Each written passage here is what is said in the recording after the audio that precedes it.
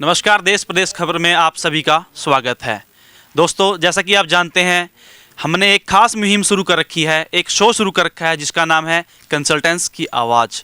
इस शो के दौरान हम इमिग्रेशन इंडस्ट्री से जुड़ी मांगों, दिक्कतों, परेशानियों को उठाने का काम करते हैं। इसी मुद्दे को लेकर हमारे साथ आज मौजूद हैं विश्वास ग्रुप के चेयरमैन मिस्टर पुरुषोत्तम भट्टी जी। सर, सबसे पहले तो मैं आपका अपने चैनल पर स्वागत करना चाहूँगा। नमस्कार। नमस्कार सभी दोस्तों को। जी सर, अनलॉक 4 चल रहा है और देश धीरे धीरे फुल्ली अनलॉक की तरफ बढ़ रहा है, लेकिन अभी भी आइल्स कोचिंग सेंटर बंद हैं और आप लंबी समय से एक मांग भी उठा रहे हैं आइल्स कोचिंग सेंटर को खोलने की। सर, इसके पीछे क्या कारण है? देखिए, आप सबको एक चीज़ का अनुमान होना चाहिए कि अभी अनलॉक 4 चल रहा है, जिसका मतलब सारी दुनिया अपने अपने कामों पर वापस आ रही है। इसी प्रकार हम लोगों की शुरू से रिक्वेस्ट रही है कि भाई हमारी इंडस्ट्री को भी थोड़ा सा एक मौका दिया जाए कि हम लोग भी वापस अपना गुजारा कर सकें। ख़ास तौर से यह जो आइलेट्स सेंटर खोलने की हमारी मांग है, उसका मेन कारण सबसे बड़ा यही है कि बहुत से बच्चे आज के समय में घरों में बैठे हुए हैं और अपना भविष्य नहीं बना पा रहे। सबसे बड़ी दिक्कत कहाँ आती है कि जब हम ऑनलाइन क्लासेस की बात करते हैं तो बच्चे बहुत सी चीज़ों के सवाल अपने टीचर्स के साथ नहीं कर पाते, जो आपस में बैठकर आमने सामने हो सकते हैं। आज इंटरनेशनल लेवल पर जितने भी बच्चे विदेश जाना चाहते हैं वो सभी के सभी अपने घरों में बैठे हुए हैं और बहुत सा सिस्टम उनका ख़राब हो चुका है, क्योंकि ना तो उन्हें समझ में आ रहा है कि वो इंडिया में आगे स्टडी करें या वो विदेश जाएं। जब तक वो आइलेट्स कंप्लीट नहीं करेंगे तब तक उनका विदेश जाने का सपना साकार नहीं हो सकता। जी सर, लॉकडाउन के दौरान आइल्स कोचिंग के लिए ऑनलाइन स्टडी करवाई जा रही है, तो सर आपके हिसाब से क्या ऑनलाइन स्टडी के बेटर रिजल्ट आ रहे हैं?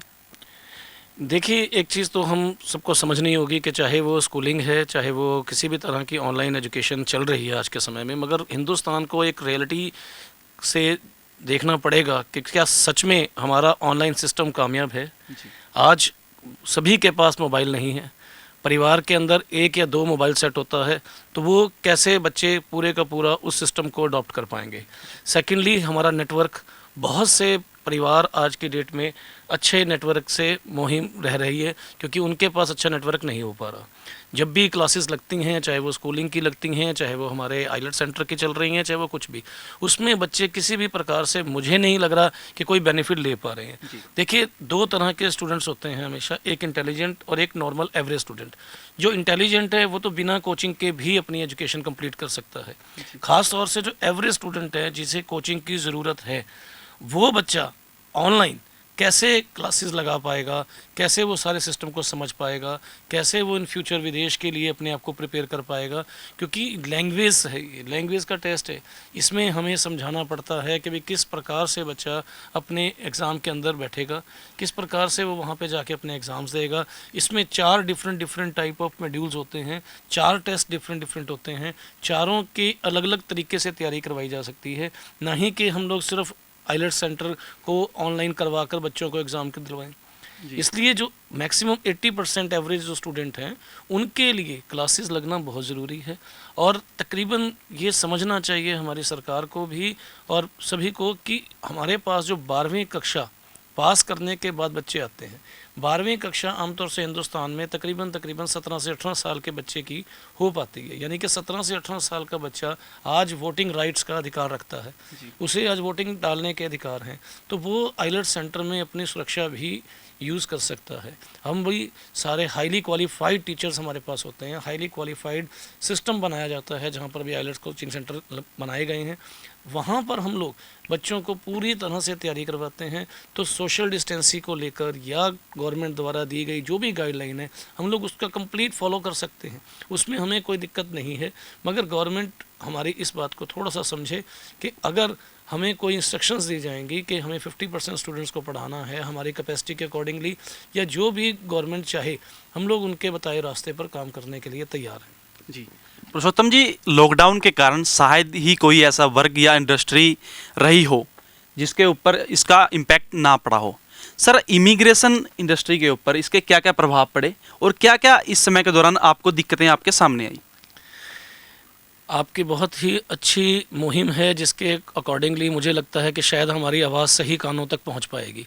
क्योंकि इस इंडस्ट्री को शुरू से गवर्नमेंट ने अछूता समझा हुआ है। इस इंडस्ट्री को किसी भी प्रकार से अभी तक कोई मान्यता नहीं मिली हुई। ख़ास तौर से हमें लाइसेंस सिस्टम की दिक्कत आ रही है। हरियाणा में लाइसेंस सिस्टम नहीं है। लाइसेंस सिस्टम जो एजुकेशन कंसल्टेंट्स हैं, जो हम स्टडी वीज़ा का काम करते हैं या कोचिंग सेंटर चलाते हैं, उनके पास नहीं है। सबसे बड़ी दिक्कत। दूसरे नंबर पर हमें दिक्कत ये आ रही है कि भाई हमारे सेंटर तकरीबन फरवरी के बाद से बंद हैं। इंटरनेशनल लेवल की अब बात करेंगे तो सभी वीएफएस सेंटर बंद हैं, एम्बेसीज बंद हैं, फ़्लाइटें नहीं चल रही, तो कोई भी विदेश में बच्चा नहीं जा पा रहा। जितने भी वीज़ा आज तक बच्चों के लगे या आने वाले समय में लगने वाले हैं, तो वो कोई भी बच्चा आज के समय में वहाँ नहीं जा पा रहा। अब आप ये देखिए कि जब हमारी इंडस्ट्री में लाखों लोग जॉब कर रहे हैं, लाखों लोग ऐसे हैं जिन्होंने ऑफिस बनाए हुए हैं, रेंट दे रहे हैं। आज की डेट में ऑफिस की मेंटेनेंस जो भी है, चाहे कोई भी नहीं आ रहा, फिर भी उसे हमें मेंटेन करके रखना पड़ रहा है। इलेक्ट्रिसिटी बिल जितने भी हैं वो सेम टू सेम हमें पे करने पड़ रहे हैं। हर खर्चा हमारा सेम टू सेम चल रहा है, मगर इनकम 1% भी हम लोगों की नहीं है। और सबसे बड़ी दिक्कत एक और हमें जो फेस करनी पड़ रही है, लोगों की अवेयरनेस की, क्योंकि लोगों को ये नहीं समझ में आ रहा कि अगर वीज़ा लेट हुए हैं या वीज़ा अभी नहीं शुरू हुए या अभी आने वाले समय में होंगे, या फरवरी में जो बच्चों ने जाना था उन्होंने मई इनटेक के लिए अप्लाई किया, मई इनटेक वाले बच्चों ने अब सितंबर इनटेक के लिए अप्लाई किया, और अभी सितंबर इनटेक की भी कोई श्योरिटी नहीं है कि बच्चों के वीज़े आएंगे और बच्चे फ़्लाइट पकड़ पाएंगे। अब इनके पेरेंट्स जो हैं या इनके जितने भी आप ये कह लीजिए स्टूडेंट्स खुद हैं, हमें इन्हें समझाने में बहुत दिक्कत आ रही है कि गवर्नमेंट हमारा उसमें साथ नहीं दे रही। किसी भी एडवर्टाइजमेंट में या किसी भी गवर्नमेंट द्वारा बनाई गई जितनी भी जागरूकता अभियान है, उसमें विदेशी शिक्षा जागरूकता अभियान जो है वो नहीं चलाया गया, ताकि लोगों को समझ में आए कि इसमें किसी भी कंसल्टेंट का कोई कसूर नहीं है। अगर आपका वीज़ा में देरी हो रही है तो वो ये जो कोरोना वैश्विक महामारी है इसकी वजह से देरी हुई है, और आप लोगों के पैसे जिन्होंने फ़ीस ट्रांसफ़र की है, जिन्होंने अगर किसी भी तरह का कोई भी खर्च किया है विदेश जाने के लिए, तो वो अभी तक सेफ़ है। क्योंकि वो अगर आपने बाहर भेजा है तो उसको आने में समय लगेगा। अगर आप अपनी एप्लीकेशन विड्रॉल्स भी करना चाहते हैं, अगर आप नहीं जाना चाहते, अगर आपकी इच्छा है कि आप नहीं जाएं, तो आप उसके लिए एप्लीकेशन विड्रॉल कर सकते हैं, मगर सिस्टम को ऑन होने में अभी समय लगेगा। अभी कोई वीएफएस खुली नहीं है कहीं से भी। कुछ कंट्रियों ने अभी थोड़ा सा हमें रास्ता दिखाया है, हाँ, कि कनाडा ने अप्रूवल देनी शुरू की है कि जनवरी में बच्चे जा पाएंगे, अभी अप्रूवल ले लीजिए और ऑनलाइन क्लासेस स्टार्ट कीजिए। सेकंड नंबर पे यूके कंट्री ने वीज़ा देना शुरू किया है, मगर टाइम पीरियड बढ़ा दिया। 3 महीने तक का आपको स्टिकर वीज़ा पासपोर्ट पे आ रहा है लगकर, ताकि आप 3 महीने तक आपको मन को तसल्ली रहे कि हमारा वीज़ा हो चुका है और हम आज नहीं तो कल फ़्लाइट पकड़ेंगे। ऐसा कुछ भी नहीं है किसी के साथ गलत होने वाला। अगर लीगल तरीके से उसने फ़ीस ट्रांसफ़र की है, लीगल कंसल्टेंट द्वारा उसने काम किया है, जिसके पास डायरेक्ट यूनिवर्सिटी कॉलेजेस की अथॉरिटी हैं, अगर उन कंसल्टेंट्स के साथ उन्होंने काम किया है, या लोकल शहर के रहने वाले कंसल्टेंट्स के साथ काम किया है, ताकि कल को जो भी लोकल शहर में रहने वाला कंसल्टेंट है, उसका परिवार, उसका समाज उसके साथ जुड़ा हुआ है, वो किसी भी स्टूडेंट के साथ या किसी भी परिवार के साथ किसी तरह का कोई गलत काम नहीं करता।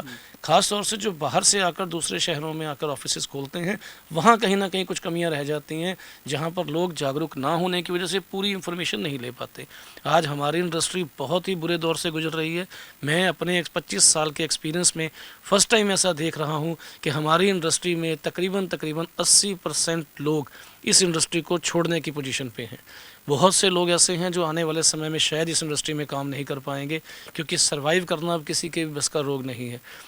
हमारे ऑफिस के खर्चे अगर आप देखेंगे तो आपको मालूम होगा कि हमारे कितना स्टाफ काम करता है, और हाईली क्वालिफाइड स्टाफ जो है उसकी सैलरीज़ कितनी हैं, उसको हम लोग कितना खर्चा पे करते हैं, जीएसटी भी हम लोग पे करते हैं, सभी टैक्स जितने भी गवर्नमेंट के अभी तक हमारे ऊपर लागू होते हैं वो सारे टैक्स हम लोग पे करते हैं, और वो as it is same to same चल रहे हैं, और इनकम 1 पैसे की भी हम लोगों की अभी फ़िलहाल नहीं है। इसीलिए बार बार हम लोग रिक्वेस्ट कर रहे हैं, ताकि आईलेट सेंटर खुलेंगे, बच्चे तैयार होंगे जाने के लिए, ये बच्चों में मोटिवेशन आएगी, वरना डिप्रेशन का शिकार हो रहे हैं। घरों में बैठे बच्चे क्या करेंगे, उनके पास किसी तरह के कोई ऑप्शंस नहीं है, और धीरे धीरे वो डिप्रेशन में जा रहे हैं कि हम लोग विदेश जा पाएंगे या नहीं। अगर वो आईलेट सेंटरों में आएंगे तो उन्हें एक उम्मीद रहेगी कि आज नहीं तो कल जब भी फ़्लाइट्स खुलेंगी, इंटरनेशनल बॉर्डर्स खुलेंगे, तो बच्चे विदेश जा पाएंगे। जी। तो ये थे हमारे साथ विश्वास ग्रुप के चेयरमैन मिस्टर पुरुषोत्तम भट्टी जी, जो कि 25 सालों से इस इंडस्ट्री के साथ जुड़े हुए हैं। इन्होंने बेबाकी से हमारे सभी सवालों का जवाब दिया और सरकार के सामने हमारे चैनल के माध्यम से अपनी बात रखी। मैं सरकार से भी निवेदन करना चाहूँगा कि इस इंडस्ट्री से जो भी लोग जुड़े हैं अपनी मांग आपके सामने रख रहे हैं, इसके ऊपर सरकार गौर जरूर करे।